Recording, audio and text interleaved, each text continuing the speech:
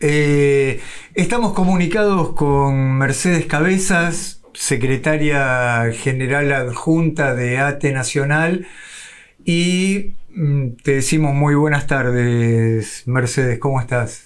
¿Qué tal? Muy buenas tardes. Bien, bien. Acá, Bueno, bueno, bien. Llevándola como podemos, ¿no? Es una forma de decir, ¿no, Mechi? Claro. sí, mira, justamente estábamos conversando entre nosotros lo difícil que es tratar de salir de los temas puramente coyunturales cuando la patria está recibiendo un ataque tan brutal y al mismo tiempo con una cadencia vergonzosa y casi como si fuera, no sé, un juego en internet, parecería que lo hacen desde el gobierno. ¿Cómo vivís este ataque infernal a todo lo que es el Estado Nacional, Mercedes? En principio, bueno, como lo describiste vos, un ataque a la patria, nada más claro, digamos. Lo vivimos con algo de bronca y, por supuesto, con mucha resistencia.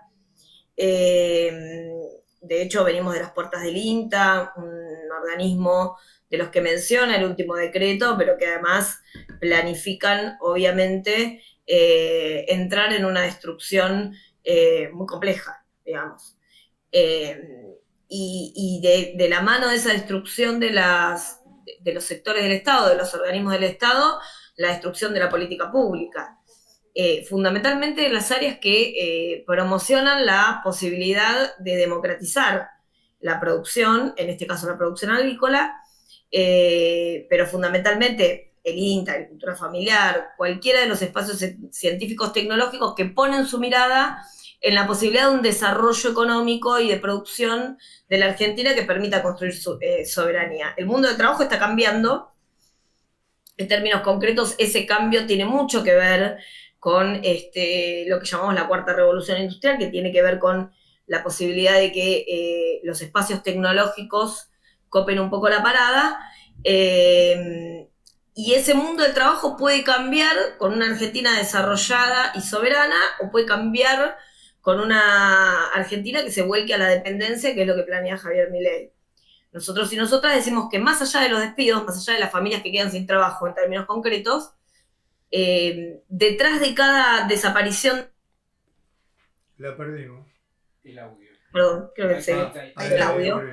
O detrás de cada desaparición de los espacios del Estado hay un gobierno que no quiere hacerse cargo de la función de administrar el Estado. Y que, por lo tanto, lo suelta a la buena suerte de lo que suceda, ¿no? Y lo que genera eso, bueno, eso que estamos viendo son imágenes del INTI de ayer.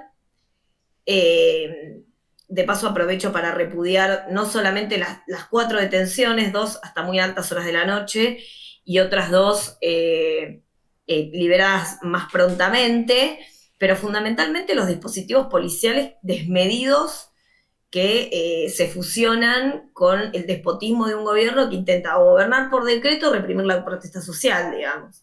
Sí, Los sí. mecanismos coercitivos que intentan presionar sobre el Estado. Buscan un disciplinamiento social que también es, como te diría, indignante, pero es más que indignante, porque es una afrenta directamente, ¿no? Te rompo todo, pero además no te dejo protestar.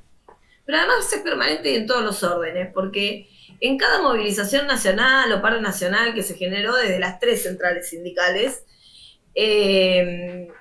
la realidad es que, y además de las organizaciones sociales, digo, de los espacios organizativos del campo popular, bueno, cada mañana nos levantábamos con un mensaje distinto en las estaciones de trenes, con un mensaje distinto en los sectores de trabajo, con una mirada de Adorni de, bueno, voy a descontar y si no el que denuncie. Bueno, yo todavía estoy esperando que alguien me diga qué pasó con el policía que le tiró a Pablo Grillo un proyectil en la cabeza que lo dejó internado durante una pila de días. Bueno, me parece que el permanente accionar violento de la institucionalidad, que no solo tiene que ver con las fuerzas policiales que están en la calle, sino con el accionar violento del uso para hacer apología de la violencia del Estado, digamos, el accionar violento por parte de las instituciones del Estado, de este gobierno, bueno, tiene que tener un precio, digamos, tiene que tener una contrapartida, tiene que tener una denuncia, tiene que tener una conclusión o la posibilidad de que se generen respuestas por parte de la sociedad, porque antes no nos pasaba, hacía mucho tiempo que no pasaba que había un siniestro vial y nos enterábamos que bajaba uno con una llave cruz en la mano y se la partía por la cabeza a otro. Bueno, eso está volviendo a pasar y eso es una violencia creciente y permanente que se fomenta desde los resortes del Estado. Sí, directamente desde la presidencia. Se tiene que hacer ¿no? cargo de eso, digo. Te decía que directamente es el presidente el que impulsa todos este tipo de agresiones verbales y brutalidades, ¿no? Es el presidente, pero no es el único. Es el presidente, es el vocero. Sí, son algunos es verdad, ministros, es verdad. digamos. Hay diputados, hay de todo, que hay un grupo muy importante de gente que está pugnando por reconvertir a la Argentina en un lugar violento, ¿no? Sí, que una cosa, a ver, yo entiendo la libertad, por supuesto soy partidaria de la libertad de expresión y demás. El problema es que acá se utilizan los resortes del Estado para hacer apología de la violencia y por lo tanto las instituciones del Estado, siendo quienes detentan el poder de ser quienes conducen el Estado. Entonces, lo que me parece es que es aún más grave y que tiene que tener una respuesta inmediata, no solo de la sociedad, sino de los resortes del Estado tendientes a pensar en un juicio político al presidente, digamos. No es el único motivo por el que creo que habría que hacerle un juicio político, pero la realidad es que vamos en camino no solamente hacia un barranco económico, sino también hacia un abandono y un nivel de violencia que por lo menos es peligroso en términos sociales. ¿Nos querés contar qué pierde la Argentina, por ejemplo, con esta decisión de cerrar el INTI o de cerrar el INTA? ¿Qué es lo que perdemos todos los argentinos? En principio, la posibilidad de desarrollar científicamente los diferentes resortes productivos, digamos. Pero no es solamente eso, ¿no? Para que te des una idea, los chalecos que nos estaban reprimiendo ayer en el INTI son controlados en el INTI. Para ponerlo un poco paradoja, ¿no? En situación de lo que está sucediendo en la Argentina, ¿no? Los controles más fidedignos de resistencia y de producción se llevan a cabo en el INTI, porque es el Estado el que garantiza los controles más fidedignos. Por eso digo, hay una cuestión de responsabilidad detrás de esto, que tiene que ver con si la responsabilidad es de una empresa privada o la responsabilidad es del Estado, de quienes administran el Estado. Y en función de eso, la certificación de calidad de cada uno de los productos que son parte de ese Estado, ¿no? De esa producción no solo del Estado, sino de cientos de productos privados que se llevan a cabo con certificación del Estado y que garantiza el Estado que lo que dice la etiqueta que venden, efectivamente. Pero además, no se trata solamente de eso, se trata de la capacidad productiva del Estado, digamos. De ser el Estado, uno tiene dos caminos. Cuando vos hablas de déficit fiscal, tenés dos caminos. Tenés muchos, pero tenés a grandes modos dos posibilidades. Una es reducir lo que ellos consideran gasto público, que yo digo que es inversión, pero bueno, lo que ellos consideran gasto público en función de la producción que tenés. Entonces vos nivelás un poquito. La otra posibilidad es generar una Argentina productiva, claro, que permita además una reactivación económica y que permita también el fomento de más y mejores inversiones desde el sector privado, porque ve que lo público funciona, digamos. Pero estos son entes autárquicos, darle la mano ¿no? a lo privado desde lo público sin ningún tipo de control no lleva a buen puerto lo privado. De hecho, presentarlo como una dicotomía entre público y privado, cuando son dos áreas que se complementan para llevar adelante un entramado económico, es una falacia, digamos. La mayoría de los países del mundo han demostrado que incluso son resortes y mecanismos que no funcionan en términos concretos. La gran mayoría de las economías más avanzadas tienen estados más interventores en la economía privada, que en realidad lo que hacen es regular las relaciones de producción, digamos. Pero que además tienen un rol fundamental como estados, que es nivelar la desigualdad estructural. Cuando vos querés nivelar esa desigualdad que existe en el entramado de un sistema capitalista, que es el único que conocemos que funciona en un país como el nuestro, lo que necesitas es un estado que permita generar la igualdad de posibilidades o de condiciones para aquel que tuvo la suerte de nacer en uno de los barrios más beneficiados de la Argentina, con aquel que tuvo la quizás mala suerte de nacer en uno de los barrios más vulnerados de la Argentina. Eso no se elige. No se elige ni en la Argentina ni en ningún lugar del mundo. Entonces nosotros decimos, bueno, tiene que haber un sistema permeable a que las posibilidades sean iguales para todos y para todas. El problema que tiene Javier Milei es que no cree en la política pública destinada a eso, porque no cree en la desigualdad estructural. No cree en los sistemas de desigualdades. Así como no cree en la desigualdad estructural de género, no cree en la desigualdad estructural que genera un sistema que acumula riquezas sobre la base de sustentación de la presión de una clase por otra, digamos, que eso es el capitalismo. Claro. En los lugares más salvajemente exacerbados desde el modelo neoliberal, hay una clase dominante mucho más pequeña o un grupo pequeño de acumulación de riquezas en detrimento de una gran masa de población empobrecida. En gran parte de Latinoamérica pasa eso. En Argentina tuvimos periodos donde hemos logrado mayor redistribución de las riquezas que genera la clase trabajadora, porque son generadas por la clase trabajadora. Este no sería ese momento. Por supuesto, la acumulación de capital en pocas manos en la Argentina ha sido exacerbada en los últimos dos. Sí, pero además... El último año, además. Además se produce una situación que es muy, muy, muy grave, que es, por ejemplo, los satélites, y se los damos a Mr. Jones. Los laboratorios nacionales, bueno, que no investiguen nada, que tenemos acá el laboratorio de Mr. Jones. Y todo lo que vos te pones a pensar que son negocios importantes que se llevan adelante desde el Estado Nacional, que se regalan virtualmente a intereses extranjeros. Pero porque en realidad lo que tenés es una enorme pérdida de soberanía,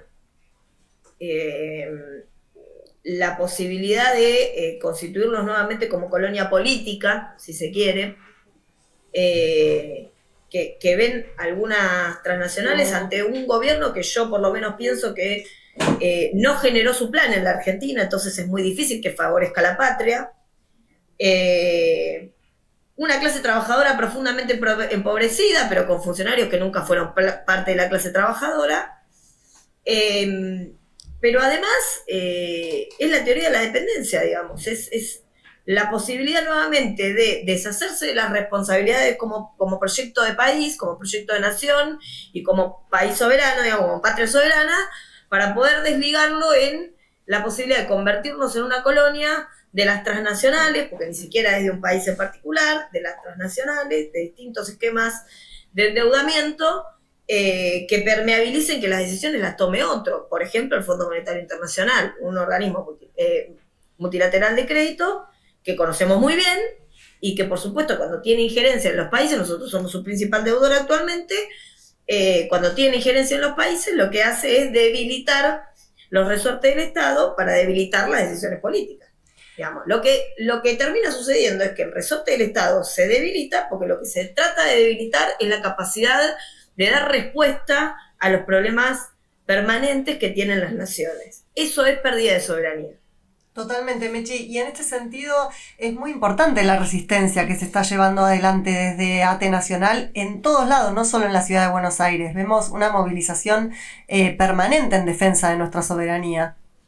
Sí, nosotros y nosotras estamos desde el 23 de diciembre de 2023 en la calle. No hemos salido nunca de la calle, no vamos a salir tampoco. La verdad es que no creemos ni bancamos el protocolo de Patricia Bullrich. Vamos a seguir ganando las calles. Eso tiene, por supuesto, su costo, que hoy incluso apelamos a que las fuerzas de seguridad y de defensa entiendan que están para defender y para aportar seguridad a nuestro pueblo y que además son clase trabajadora. La realidad es que, por supuesto, no se reconocen como clase trabajadora y por eso no terminan no desoyen las órdenes de Bullrich, pero la realidad es que estamos en la calle y vamos a seguir en la calle, porque la defensa es la defensa de nuestra patria y de nuestro pueblo. Y es imposible defender la patria y el pueblo sin defender la independencia de la política pública. La política pública, pero fundamentalmente la independencia de la política pública y la capacidad de tomar decisiones soberanas en el territorio nacional. No hay forma de que el territorio nacional le ceda capacidades estatales a las provincias sin presupuesto y que éstas se puedan mantener en el tiempo. Nosotros y nosotras decimos que lo que apunta a este gobierno no es a destruir el Estado, es a destruir el Estado de Derecho, que es el Estado que conocemos. Porque lo que quiere destruir es la capacidad de justicia social o de movilidad social que tiene nuestro pueblo, mediante los resortes del Estado, mediante la formación, por eso el presupuesto de las universidades no aparece, las capacidades que tiene nuestro pueblo de sentir que vale la pena tener una vida digna. Bueno, recién lo hablábamos con... Reorganizando la esperanza. Recién lo hablábamos con Kornblit, y que van 2 años que el gobierno gobierna sin ley de presupuesto porque así lo quiere. Sí, bueno, es una decisión política. Pero no ¿es una decisión política o es una ley nacional que hay que cumplir? Bueno, también habría que llenar el Congreso de un poco más de la clase trabajadora. Me parece que tenemos una cita este año para eso, y empezar a pensar que a nosotros no nos representa ni la clase empresaria, ni algunos integrantes de la clase política, porque la realidad es que cuando vos cambiás el voto porque te aparece una valija, no sos un legislador como la gente, o no sos el legislador que la gente votó. La gente no vota para pasarla mal, vota para construirse una vida digna y construirse un futuro que merezca ser vivido. Ahora, en el medio pasan cosas, y es que a veces los legisladores no representan lo que tienen que representar. Bueno, tenemos una oportunidad en este tiempo de votar lo suficientemente a conciencia como para que en el Congreso también haya legisladores y legisladoras que realmente nos representen y que efectivamente entiendan que la Argentina no solo tiene que tener independencia de poderes, sino que además se garantiza la gobernabilidad y garantiza la democracia con el aporte y la representación de cada uno y de cada una de sus ciudadanos. Es bastante complejo, ¿no? El panorama para quienes son representantes de los trabajadores del Estado, ¿no? Es muy complejo porque yo creo que todas las organizaciones del campo popular tenemos que pensar en hacer una profunda autocrítica. Algunas la hicimos rápidamente, otras no tanto. Pero la realidad es que también hay que decir que si la sociedad vota a un Javier Milei con una motosierra en la mano que le va a arrancar la cabeza a la gente, es porque también nos está diciendo en algún punto, en algún lugar de todo esto, nos está diciendo, muchachos, basta. Porque durante mucho tiempo me dijeron cómo ser feliz, me mandaron a mi casa y después la felicidad nunca llegó. Entonces me parece que eso también hay que hacerse cargo desde el campo popular, porque Javier Milei surge como un emergente de lo nuevo, no de lo nuevo del campo popular, pero sí como un emergente de lo nuevo, como un emergente de lo diferente que estuvo en la pandemia, durante la pandemia en todos los medios de comunicación y que no necesitó pegar un pasacalle para ser presidente, porque lo hizo desde otro lugar. Entonces me parece que hay que hacer una autocrítica, que hay que pensar si nuestras organizaciones son permeables a que emerja lo nuevo, si son porosas a que crezca lo nuevo. Y hablo en general de todas las organizaciones del campo popular. Bueno, me parece que quizás ahí está la respuesta. ¿Por qué no hay emergentes del campo popular? Porque no hay liderazgos políticos. No, eso es mentira. Quizás no dejamos crecer a los liderazgos políticos. Quizás cuando un liderazgo político quiere emerger, hay alguien o alguienes que le ponen una pata en la cabeza y no le permiten salir a flote. Bueno, a lo mejor hay que ponernos a mirar qué hacemos para que volvamos a enamorar a nuestro pueblo, pero fundamentalmente para que el pueblo se sienta parte de un proyecto político que los interpele, digamos. Bueno, se ve que hay mucha tarea por delante, ¿no? Lo dejaste pensando. Hay mucho por hacer, ¿no? En los próximos tiempos y particularmente poniendo la mirada en las próximas elecciones. Sí, a lo mejor no hay que tenerle miedo a los debates, hay que darlos. Hay que construir más y mejores alternativas, hay que empezar a ver, lo nuevo no es la eliminación de lo viejo no es una franja etaria, Digo, me parece que las mujeres feministas hablamos siempre de deconstrucción. Bueno, me parece que hay que deconstruir algunas cosas. Primero, lo viejo no es una franja etaria, sino una capacidad de reinvención permanente hacia lo nuevo, pensando en no solo los cambios de la clase trabajadora, sino los cambios de las sociedades en términos generales, ¿no? Yo creo que, insisto con lo mismo, las sociedades no es que no tienen nuevos liderazgos o que se rehúsan a la participación política. Me parece que las organizaciones tradicionales quizás no son permeables al crecimiento de esas miradas nuevas que no necesariamente son etarias, que a veces son, bueno, abramos la cabeza, deconstruyamos lo que estamos pensando y pensémoslo de distintos ángulos. Construyamos colectivamente un proyecto del que todos nos sintamos y podamos ser parte. Digamos, nadie banca lo que no siente que es propio o de lo que no se siente parte.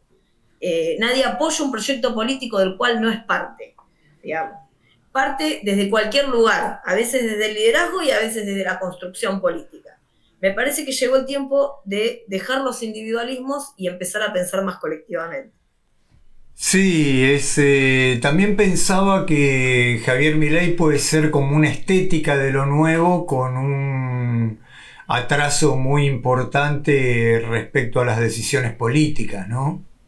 Igual te digo que el formato de Javier Milei tampoco es, o sea, es nuevo hasta relativamente. Eso. Porque Debord, por ejemplo, hace muchos años escribió sobre la espectacularización de la política. Quizás Javier Milei es la exacerbación de esa espectacularización de la política, pero, digamos, hay algo de eso. Sí, le sirvió para ganar la presidencia, ahora hay que ver si le sirve para hacer una construcción política, ¿no? De igual modo, todas las burbujas después tienen un baño de realidad, digamos. Uh-huh. Si no hay gestión de la política pública, si no hay políticas públicas destinadas a nivelar la desigualdad estructural del sistema, que es esto que veníamos hablando, si no hay posibilidades para gran parte de la población, estamos hablando del 10%, estamos hablando de por lo menos más del 80% de la población que hoy está por debajo de la línea de la pobreza, o con sueldos por debajo de la línea de la pobreza, como los trabajadores y trabajadoras del Estado, o sí, conformándose su propio salario porque son parte de la economía informal. Digo, ahí hay algo que creo que hay que revisar. Y creo que la sociedad se está dando cuenta. Lo del 9 de julio y la posibilidad de que Javier Milei no vaya a Tucumán, bueno, puede decir que es por la niebla, pero la realidad es que ahí hubo una decisión política de los gobernadores que dijeron hasta acá llegamos. Uh-huh. Hay que ver cuánto les dura, ¿no? Por supuesto, porque también algunos gobiernos provinciales son feudos. Ahora, me parece que hay que analizar la política como lo es. La burbuja tiene un tiempo y después se necesita de gestión política a conciencia, pero para las mayorías populares. Eso Javier Milei no lo tiene y no lo va a tener. Además. Sí, hace un rato hablábamos de la, como que la gracia del chiste Milei ya está, ya pasó, y ahora queda lo verdaderamente importante y las discusiones van tomando otro tono, porque las consecuencias de sus políticas son abrumadoras, ¿no? Sí, no solo las consecuencias, pero además ya no le puede echar la culpa a la herencia recibida, porque todo esto que está pasando es producto de una ley de bases, de un decreto 7023 que nunca se votó en la Cámara de Diputados, porque el Senado lo rechazó, pero no lo quiso tratar, digamos, de una política del decreto permanente. Los decretos de necesidad y urgencia no necesariamente son malos, porque también hay que decirlo, esto no es un problema que exista un decreto de necesidad y urgencia. El problema es que son una herramienta que se utiliza de modo constitucional cuando hay una emergencia y cuando hay una necesidad. En la gran mayoría de los casos son decretos innecesarios y no urgentes, digamos. Y que van en contra de las necesidades del pueblo también. Exactamente, y en contra de las necesidades del pueblo. Entonces, me parece que la sociedad argentina se está dando cuenta que no le puede seguir diciendo que el próximo semestre va a estar bien, cuando después Fantino le dice que habló con Caputo y que los próximos 3 meses se va a tener que ajustar el cinturón. ¿Cuántas veces más se puede ajustar? Cuando ya no te quedan más presillas para seguir ajustando el cinturón, ¿qué haces? Claro. Digamos, me parece que estamos en ese qué haces, que la sociedad se está dando cuenta. Hoy cuando estábamos en la puerta del INTI, los autos pasaban apoyando y tocando bocina. Me parece que ese es un termómetro interesante, que la sociedad no organizada se está dando cuenta de que hay una sociedad organizada que está luchando no porque quiere seguir siendo parásito, sino porque quiere vivir mejor, quiere vivir bien y quiere llevar los derechos y las garantías constitucionales a toda la población. Y la verdad es que yo lo que espero es que si esto es así, primero, y quizás suene un poco por crudo lo que voy a decir, de las revoluciones la sangre la termina poniendo el pueblo, entonces yo siempre elijo salidas constitucionales. La verdad es que creo que tenemos que avanzar con un juicio político Javier Milei, creo que tenemos condiciones más que suficientes, podemos hablar de Libra, podemos hablar de un montón de cuestiones, tenemos más que suficientes para llevarle un juicio político al presidente. Creo que todas las salidas tienen que ser con la protesta social, pero sin la sangre de nuestro pueblo, y fundamentalmente estoy convencida de que el proyecto político que viene tiene que ser un proyecto político colectivo, porque los padres de la patria y las madres de la patria, la realidad es que en algún momento, como la vida es efímera, dejan de estar en el plano material, y lo cierto es que terminan generando crisis de representación. Entonces, yo aspiro a que podamos generar resortes colectivos vinculantes que permitan generar política a largo plazo desde la mirada colectiva del pueblo y desde las organizaciones del campo popular también, en participación cotidiana con las administraciones de Estado. Me parece que desde esa mirada se pueden construir mejores condiciones y mejores condiciones de salida de la crisis, fundamentalmente. Sí, con esto que decías vos, y ya te despedimos, Mercedes, que se nos está terminando el programa, y te agradecemos un montón, clarísimo toda tu explicación, pero también lo que decías de que todo este nuevo proyecto tiene que incluirnos y hacernos sentir parte a todos, a todas y a todes, ¿no? Eso es clave. Sí, yo creo que ya la sociedad no banca más la posibilidad de que venga un gobierno que parece más nacional, más popular, que dice que va a gobernar de cara al pueblo, que te manda a casa y te dice, yo te voy a solucionar la vida, te voy a mostrar cómo podés ser más feliz, y resulta que vos te quedás esperando esa felicidad, que no es coyuntural, que es estructural, esos cambios estructurales que tienen que llegar para que la felicidad sea permanente en nuestro pueblo no aparecen. Me parece que eso solo se logra con la posibilidad de una democracia más participativa. ¿Cómo se generan los resortes? Y en principio, instando a la población a que se organice y promoviendo la participación de las organizaciones en las administraciones de gobierno. Digamos, me parece que son dos mecanismos en paralelo que permitirían la posibilidad de darle un orden democrático y mejorar la democracia que en 40 años, en algunas cuestiones, todavía no pudo hacer bien. Sí, creo que todos coincidimos, ¿no? Las deudas de la democracia, digamos, y lo importante que llegado a este punto se hace empezar a convertirlas, que dejen de ser deudas para pasar a ser realidades en la vida de la gente, ¿no? Mercedes, te agradecemos muchísimo tu tiempo. Les agradecemos mucho la lucha que llevan en la calle desde que se inició este gobierno, y saber que ATE es un gremio que está siempre luchando en favor de los trabajadores y de la patria, ¿no? Así que muchísimas gracias por tu participación en este streaming. No, les agradezco a ustedes. Permitime, yo en este momento me voy a una reunión de organización de nuestra movilización nacional de salud para el 17 de julio. Vamos a marchar a Plaza de Mayo, nuestra ATE va a convocar un paro nacional en salud, pero lo vamos a hacer multisectorialmente con todas las organizaciones del campo popular, porque la salud es un derecho y porque defenderlo es nuestra única garantía y nuestra única posibilidad de seguir siendo trabajadores y trabajadoras con una vida digna. Salud en sentido amplio, pero fundamentalmente entendiendo que la vida digna y el trabajo digno son pilares fundamentales para que esa salud se respete. Muchísimas gracias, Mercedes. Estaremos acompañando también.